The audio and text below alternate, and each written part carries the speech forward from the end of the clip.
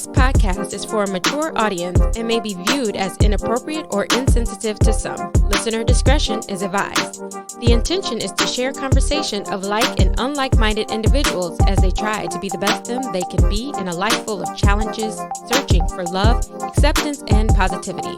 Call 669-241-1422 and share yourself or catch up with Sweet Baby J for an anonymous face-to-face interview.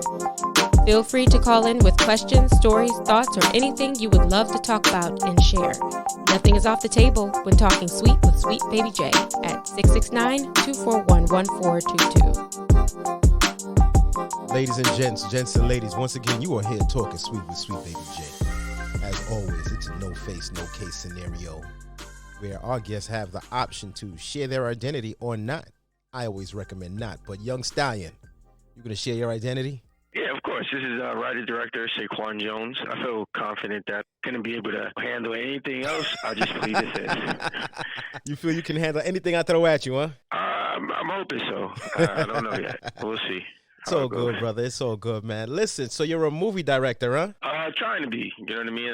It depends on how you define what a movie director is. But in my mind, I'm the most successful movie director on the planet, and that's all I can go for. So you saying Scorsese, all these dudes don't got nothing on you? No, they don't. I mean, I feel like if I was a white male at this point, I definitely would have already been where I needed to be. But, you know, it is what it is, and we're gonna keep trucking along. They definitely are not more talented than me. Oh. They just have more resources or the ability to obtain resources than I do. So you feel that race plays an issue when it comes to resources and being a film producer? No, it absolutely does. So, for instance, I bet you can't name me 3 black action directors or 3 black sci-fi directors. I would be the wrong person to ask that because I don't know any directors like that. I had to dig deep to say Scorsese. I'll challenge the audience. I'll give you, I don't want to go lower than 3, but 3. Give me 3. See, and the reason why I say that is because as African Americans, we're just geared towards, like, say, slave movies or relationship movies or, like, drug dealing movies. We're not allowed to explore imagination for big budget films. I mean, and a lot of that is because ourselves, we're not pushing ourselves. So if we're selling drugs, it's always on a corner instead of selling an unobtainium on Jupiter. Our minds are not expanding, and because of that, we're not getting the opportunities to do action movies, to do sci-fi movies. So when you do an inventory for you and your audience, you know, most of those jobs usually go to white males, and a lot of them are spectacular at it. But that doesn't mean that there's not room for African Americans, and race does play a role from my determination in the process. So when you talk about that, we think, me personally, and just what you were just saying, I think of Key and Peele, one of those two, that he has been blowing up the scene with TV shows, movies. He's definitely into that sci-fi, and I think Jordan Peele, yeah. Yeah, he is definitely on. I can only imagine that he must have, as he was growing up, that he may have felt that way because he seems to really have taken a strong, hard line on how his movies are perceived and the direction that he's going. Mm-hmm. So, well, like I said, there is an instance where we are not allowed to do it, but in order for him to get that opportunity, he basically had to be a comedian first. Mm-hmm. So is there an instance where you get a person like Shazam's director who comes out of just directing small videos or small short films, and then he comes into play and gets a huge blockbuster? Did they have an instance where a person just comes out of college or something like that, having the opportunity to do that? So is that the case if you don't have that background? Like, do you have, I mean, I know that there's a portion where you have to work your way up and, you know, work hard to get what you want, but what's Michael Bay's first movie? No one knows. Where was Zack Snyder's first movie? So how did you obtain those opportunities when you're not in the space where just the industry doesn't allow you to be there? So you know? When you're talking about that bringing, were you always into film or were you doing something prior? What were you doing before you got into film? Well, I still work in finance. Working in film just kind of gets cheese on your burger, but it doesn't buy the burger. So I work in finance and been auditing since I got out of undergrad, and that's how it is. So yeah. you actually have a whole nother career. You work in finance and you do movies? Yeah, Yeah, I do. So if I just had my just 9 to 5 gig, I would just be totally unhappy. We have to find things that make us happy outside of work, especially now. If there's an instance where you are home, you're stuck at home, you're stuck in front of your computer in your house all the time, then that's going to be an issue. This is the reason why we can't wait to get back outside and do stuff. You have to find things that make you happy, and being creative is one of the things that make me happy. I feel you, man, because you sound like you're doing a lot of big things. You work in finance, you're doing film. Are you out here beating these ladies off with a stick? They out here trying to acquire all. How is that, man? I'm gonna plead the fifth on that one. But I'm not pleading the fifth because ladies are the only option. So I don't want there to be an instance where somebody misconstrues what I'm saying. And variety is nothing wrong with variety, but in this situation, if I was beating anyone off, it would just be ladies. But I'm just gonna let that sit right there. Hold on, I'm a little lost with what you're saying. As in, guys are approaching you too? No, no. I don't want my ambiguity in my answer to create any different mindsets. You know what I mean? Okay. So I legit thought you were saying.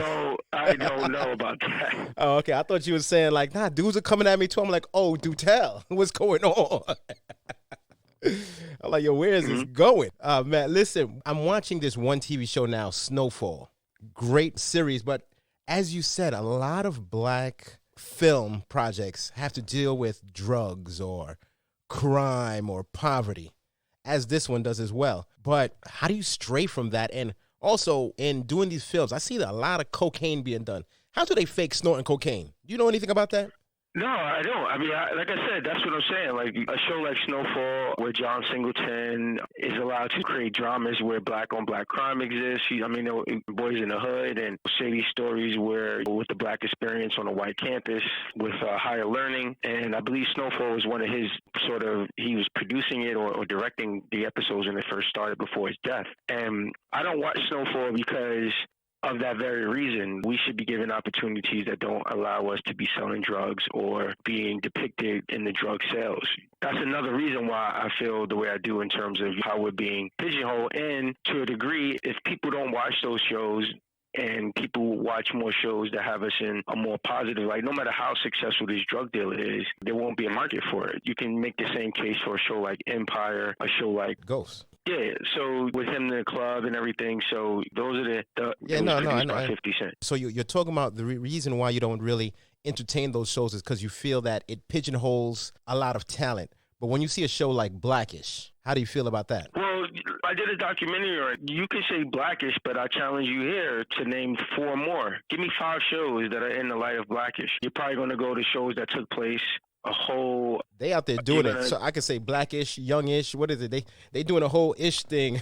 They really are monopolizing that and making a full brand out of that. But those are shows that's within the last 5 years. True. If you really think about it, there's a whole generation of people who missed positive programming. So True. You went from Moesha, Martin, Cosby Show, Different World to then fast forward to Blackish. There's a whole generation who missed out. Who not even missed out, but weren't even given an opportunity to do that. You know? Well, strange, because even in talking about the show Blackish, I've spoke with a lot of people, white people, and for some odd reason, a lot do not like the name Blackish. They feel that it's portraying something when in fact it is a successful family just living their life and going through it and their issues and just growing. But yet a lot of people seem to not like it just because of the name. How do you feel about something like that? Well, I agree with that, but at the end of the day, I don't want to harp on something where they had an Asian show called Off the Boat. So if we don't watch these things, or if we don't accept it, then we wouldn't have to worry about it. But we watch and accept these things. How do you blame them if that is what it is? If every black male is wearing his pants off his ass and he's wearing Gucci underwear, whose fault is it? Gucci for tapping a market, or the man for wearing his pants off his ass? If there was no audience for that type of behavior, then it wouldn't happen. We allow for these cultural nicknames to stick, and unfortunately, because people got to eat, that's what happens. I definitely do feel you on that. You are correct. Now, one thing I know about you is that you used to be into politics. Mm-hmm. What made you stray from that? I wouldn't say straight. Like, I'm always politically active. It's just was, I ran for office, and it was something that I wasn't successful the first time around, but I stayed politically active through the community, through helping candidates with their campaigns, through helping raising funds. So you don't necessarily have to win in order to still be politically active. People assume that the only way to be successful, I think that's a Black community thing, is that there's no idea of a Kaiser Sose from Usual Suspects, the movie. So you can be behind the scenes. Our success should not be deprived or derived based off of obtaining a position, because there's other ways to be politically active. So I've never gone anywhere politically. Have I run for office since I ran the office last time? No. But I do remain politically active and socially conscious through the political world even to this day. That's what's up. So with how it's been over the last few years, the political environment, you're a movie producer. Do you factor these things into your film? Yeah, of course. I mean, that's the only way. The only way that you can write creative stories is to live life. And how can you write a book about love if you don't get your heart broke? How can you write a book about fixing a car if you've never owned one or driven a car? So all of these things affect you. If you want to be a positive writer, or just, not even if it's positive, if you want to be a writer who is successful, this is what's going to happen. I saw one of your movies. It was one about white female, Black male. They had a kid. And that interracial relationship, I actually really thought that one was just great. I really enjoyed it. I shared it with a lot of people. I thought that was a really good movie. But are there certain movies that you hold closer to your heart than others? In terms of my movies or just overall? Your movies, so your projects. Do you find yourself liking?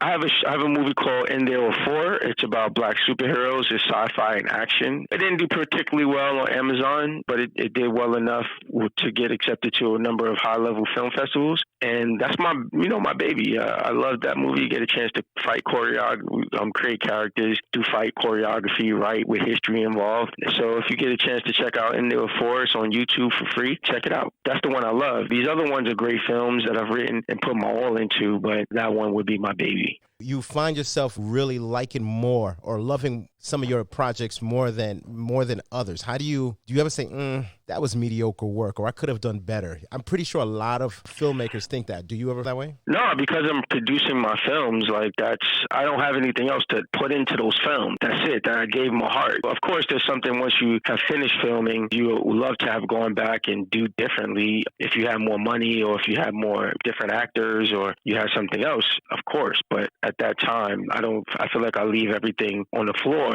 when it comes to doing any projects that I do. So you work a full 9 to 5 and you do your film production as well. How are you paying these actors, bro? Yeah, just through my own money. Sometimes I crowd fundraise through GoFundMe accounts, and then they submit funds to us. We pay the actors. Some actors just do it for free, and because they want the exposures, or some do it for free because they just like the project. The ones who get paid, they get a Sag Rate if that's offered. But most of the time, I work with the same people because we're all grinding and we're all trying to get exposure, and that's the reason. That's most of the time. That's how I'm able to pay people to be a part of the project. What's a Sag Rate? It's $125 a day for the lowest is $125 a day. But what is that Sag Rate? What is Sag? Sag is an acting union. Okay. So they join a union, and the union says that if you have to apply to get invited and accepted, and if they deem your work good, then they will accept you, and then you can say that my Sag Rate is $125, and people will pay it.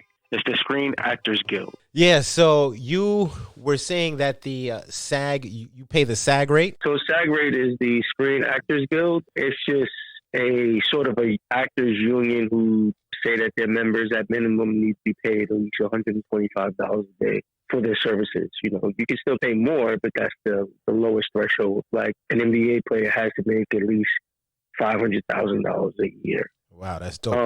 But most of the time, like I said, depending on your script, depending on your ambition, depending on the act, most of the time they either do it for free or a really reduced price. So the exposure means a lot. In that way. The exposure means a lot. Well, not the exposure, it's just the relationship. Some people don't want to sit home and not be working on their craft. Like, acting is a lot like playing a sport. You don't keep doing it, you don't get better. So most of the time, most people try to figure out if they're going to stay stagnant or work for a reduced amount to get better. So just depends on, how motivated the person is. In one of your movies that I was watching, there was a scene that was working up and the two dudes were about to kiss. And they didn't. Is that something that ever happens, like a straight male has to end up kissing another dude? I think the way you worded it is a little weird, Jay. Like, I don't know if you did that on purpose for shock value.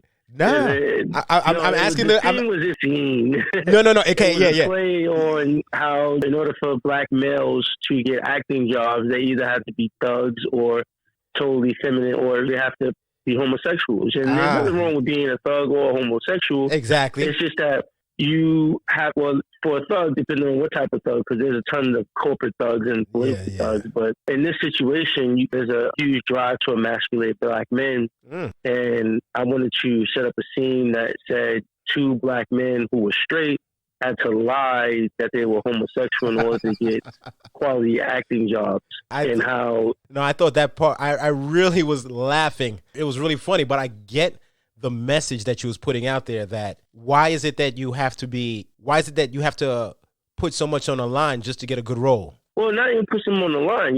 Like you can't really see. We spoke earlier about Blackish, and you very rarely see black men with black women. It's almost like taboo for black people to be together on TV or screen. There's very few instances where you have that, but it's probably a 5-to-1 ratio for negative relationships between black men and black women to positive relationships to black men to black women. It's just a calculated effort to emasculate black men or to destroy black families by having their imagery tainted.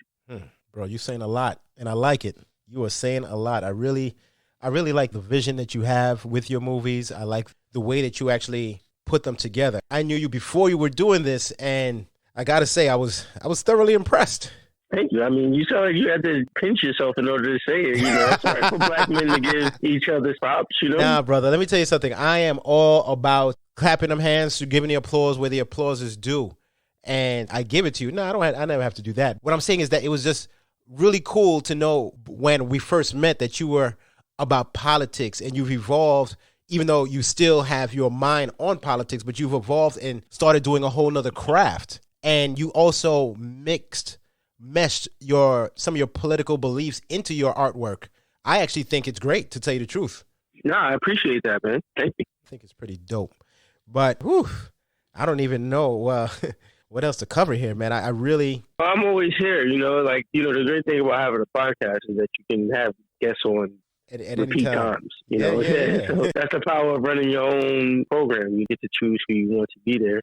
So sometimes we're on the spot, we don't have questions, and then other times, you have a ton of questions and you forget, half of them. So I'm always looking forward to be a part of the Talkin Sweet. What is Talkin Sweet? Sweet Talking Jay. It's Talkin Sweet, brother. Talkin Sweet. Talkin Sweet. If you say Talkin Sweet and Sweet Talking is a whole different thing depending on how you say it. You're right, because I wouldn't be sweet talking with you. I hope not. I don't even know where to go from there, but we're just going to leave it at Talkin Sweet. There you go. Well, listen, ladies and gents and ladies, as always, it's a no face, no case scenario here on Talkin Sweet. We got this young stallion that did choose to share his name. Would you like to share some of your movies and where they can find it? Yes, the movie where you were talking about with the two men leading up to a fake gay scene is called The Next Step. That's my latest film. It's available on Amazon Prime for free if you want your Prime membership. The other movie that you were referenced was Love Isn't Enough, also on Amazon Prime, and There Were Four, which is my baby, on YouTube for free. And they're all free if you have Amazon Prime membership, and YouTube is free for everyone. So check out And There Were Four, Love Isn't Enough, and The Next Step. Well, let me ask you, how is that relationship with Amazon? Does it, you out here driving in the Maybach? Is that what is going on? Nah, man. I mean, I wish I was, but, we all can't live in Harlem like you used to, I think. We can't live on the east side, so some of us got to scrounge our way to Brooklyn. Hey, wait, but, I got to say I lived in Harlem twice, okay? Two different spots. Excuse me. Sorry, excuse me. And it was gentrified when you got there, too, so that means a lot. Yeah.